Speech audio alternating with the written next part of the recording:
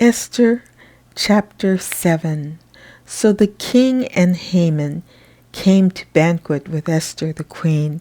And the king said again unto Esther on the second day at the banquet of wine, What is thy petition, Queen Esther?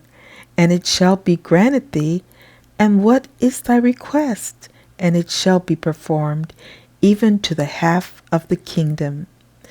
Then Esther the queen answered and said, If I have found favor in thy sight, O king, and if it please the king, let my life be given me at my petition, and my people at my request.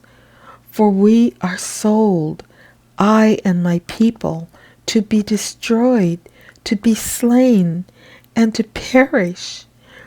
But if we had been sold for bondmen and bondwomen, I had held my tongue, although the enemy could not countervail the king's damage.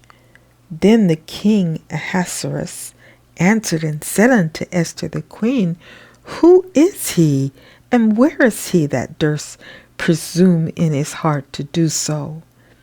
And Esther said, The adversary and enemy is this wicked Haman. Then Haman was afraid before the king and the queen. And the king, arising from the banquet of wine, in his wrath went into the palace garden, and Haman stood up to make request for his life to Esther the queen, for he saw that there was evil determined against him by the king. Then the king returned out of the palace garden into the place of the banquet of wine, and Haman was fallen upon the bed whereof Esther was. Then said the king, Will he force the queen also before me in the house?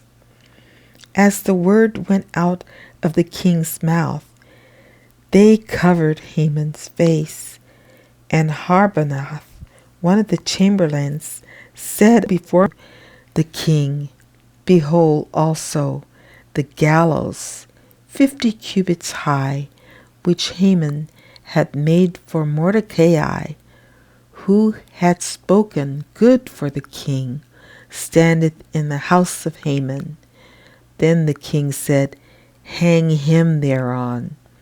So they hanged Haman on the gallows that he had prepared for Mordecai. Then was the king's wrath pacified.